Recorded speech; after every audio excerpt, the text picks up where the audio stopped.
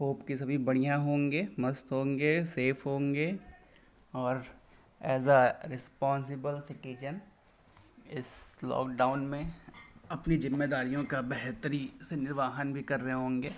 और जो हमारा ये ऑनलाइन का प्रोग्राम है, इसको भी जो भी इसके ऑब्जेक्टिव हैं, जिस पर्पज़ से हम लोग ये कर रहे हैं, वो भी फुलफ़िल हो रहा होगा। खैर, आज का जो टॉपिक हम डिस्कस करेंगे वो है फ्रेज़। फ्रेज़ की जब बात आती है तो ये कुछ ऐसे बेसिक टॉपिक्स हैं जो हमें हर जगह किसी भी सेक्शन में हों पढ़ने ही पड़ते हैं, रिलेटेड क्वेश्चन सॉल्व भी करने रहते हैं। तो आइए थोड़ा सा इस पर हम लोग नज़र डालेंगे कि है क्या फ्रेज़। क्या है? ग्रुप ऑफ वर्ड्स हैं, लेकिन क्या ग्रुप ऑफ वर्ड्स तो कभी काफ़ी कुछ है ना, लेकिन क्या है ग्रुप ऑफ वर्ड? तो इसके बारे में एक कॉमन सी चीज़ होती है कि फ्रेज़ का कोई स्वतंत्र अस्तित्व नहीं होता है और इसका जो मीनिंग होता है वो बहुत ही लिमिटेड होता है।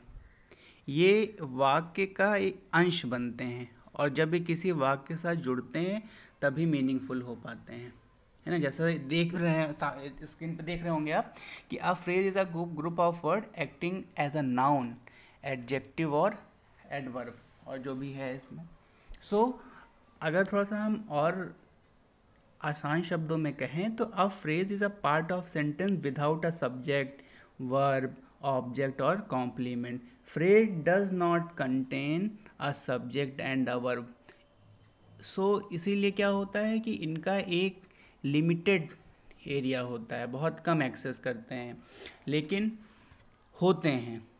इनसे एक आइडिया हो सकता है लेकिन ये मीनिंगफुल नहीं हो पाते हैं जब तक इसमें हम कुछ और ऐड ऑन नहीं करते हैं। जैसे हमने एग्जांपल में देख रहे होंगे, the girl belong to a tribe living in the hills. Living in the hills group of word तो है, एक्टिंग वर्ड्स हैं, लेकिन क्या लिविंग इन द हिल्स? हम यहाँ पे कुछ भी आइडेंटिफाई नहीं कर पा रहे हैं, बस हम ये मीनिंग निकाल सकते हैं। दूसरा है कि द सेज लिव्ड इन अ हट मेड ऑफ स्ट्रॉ। अब इनमें एक फिनाइट वर्ब नहीं है, तो ये सिर्फ पार्ट ऑफ सेंटेंस होते हैं। और भी एग्जांपल हो सकते हैं, ठीक है। जैसे अभी यही दो, या हम और ले कि the grocer was a man with great wealth, the physician was a man with a kindly nature. So with great wealth, kindly nature, made of straw, living in the hills, ये सभी क्या हैं? ये एक फ्रेज़ हैं, एक हिस्सा हैं, लेकिन इनमें फिनाइट वर्ब नहीं होने के कारण इसमें क्लॉज या सेंटेंस का स्ट्रक्चर नहीं है। सो ये इनकम्प्लीट हो जा रहे हैं।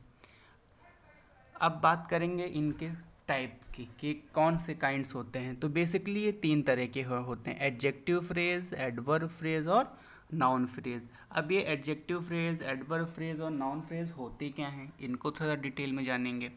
तो एडजेक्टिव फ्रेज क्या है? एडजेक्टिव फ्रेज वो हैं जो किसी भी वाक्य में एज अ एडजेक्टिव काम करते हैं। फॉर एग्जाम्पल कि I saw a man with a rifle on his shoulder, या फिर Bill Gates is a man with a great wealth. तो जो हम इसमें एग्जाम्पल देख रहे हैं कि Bill Gates is a man with great wealth, या there is a call with blue skin, तो जो इस तरह के सेंटेंस होते हैं हमारे, इन सेंटेंस का बिहेव ये होता है कि इसमें एक सिर्फ पार्ट ऑफ सेंटेंस है, एक हिस्सा है। जैसे विद अ ग्रेट वेल्थ, तो विद अ ग्रेट वेल्थ क्या है? एक अच्छी संपत्ति, ठीक है। या विद ब्लू स्किन, एक नीली खाल या त्वचा, जो भी उसका कलर है, बॉडी कलर है।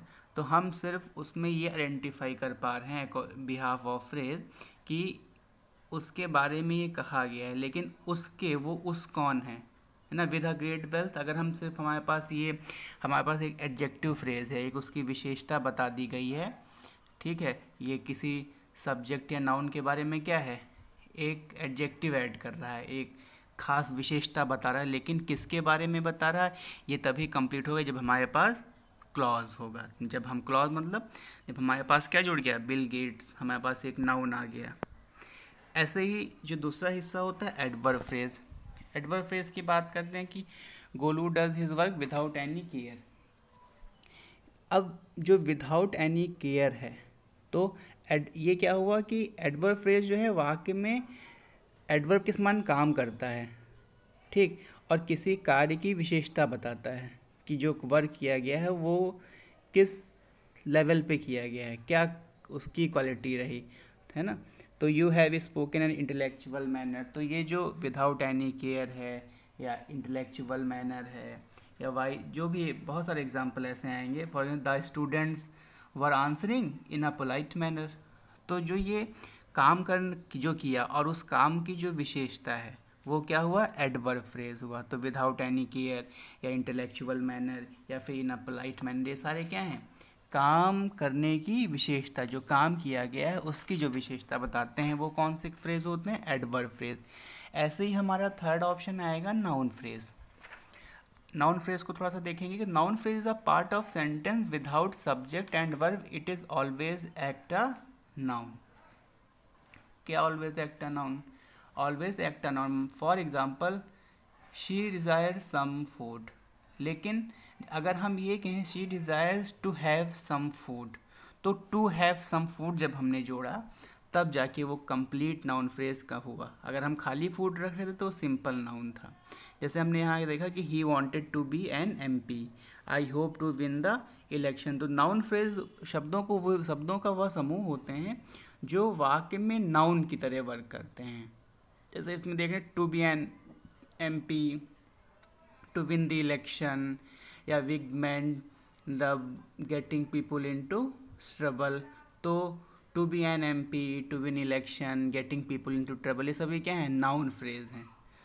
तो जो फ्रेज है वो हिस्सा होता है जिसमें हम सिर्फ उसको देखते हैं या वो वाक्य में मेंशन होता है, लेकिन उसके एक लिमिटेड एक्सेस एरिया होता है, स्वतंत्र अस्तित्व नहीं होता है, और जब तक ये वाक्य का अंश बनकर ही सार, मतलब ये अगर हम केवल किसी फ्रेज को रख देंगे तो उसका कोई मीनिंग हम आइडेंटिफाई नहीं कर पाएंगे जब तक हम उसमें उसे किसी वाक्य में नहीं जोड़ेंगे। तो होपफुली कि समझ में आया होगा। अगर कुछ क्वेश्चंस रह जाते हैं या कोई डाउट्स हैं तो आप पूछ सकते हैं। Thank you.